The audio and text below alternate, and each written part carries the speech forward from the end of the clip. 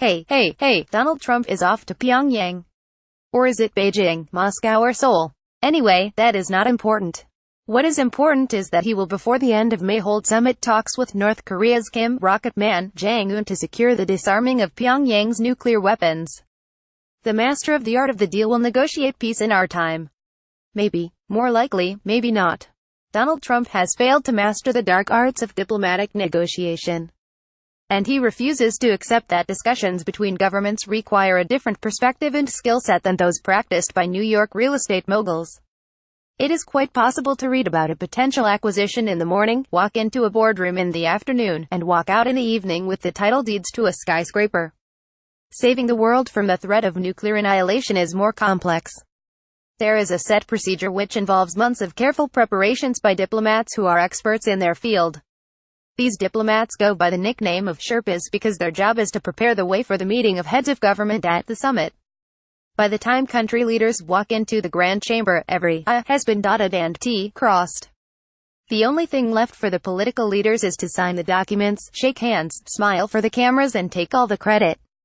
This is the tried and tested system, and it works.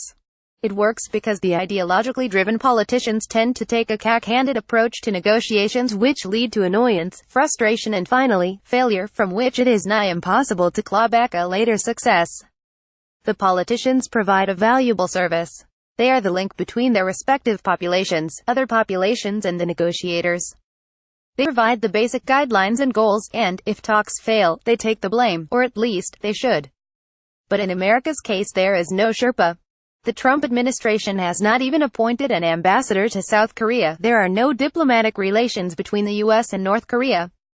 They had nominated someone for the job. He is Dr. Victor Cha, a hardline, right-wing world-renowned expert on North Korea. Then Trump invited Dr. Cha to the Oval Office and asked him if he would support a limited military strike against North Korea. No, said Dr. Cha, because of the dangers that it would quickly escalate to scale war. Dr. Cha's nomination was quickly withdrawn and no name has been put forward to fill the yawning vacuum. The North Korean problem has been with us since 1953. The threat, or potential threat, of North Korean nuclear weapons has been around since 1956. To be fair to Trump, he is now faced with boldly marching into a diplomatic swamp because his predecessors going back decades preferred the easy circuitous route. Both Koreas want the peninsula eventually united. North Korea wants it united under the flag of a hereditary communist dictatorship. South Korea wants it united as a free market, democratically oriented, capitalist state. The United States has provided protection for South Korea since 1953 with its 23,000-plus soldiers and its nuclear shield. China has had an alliance with North Korea since 1961. Pyongyang has offered to disarm its newly acquired nuclear-tipped missiles if its security is assured. It is unlikely that the Kim Jong-un will feel secure unless the United States withdraws both its troops and nuclear shield from South Korea. If the U.S. withdraws from South Korea, then it would leave Seoul at the mercy of Kim's overwhelming superiority in conventional weapons.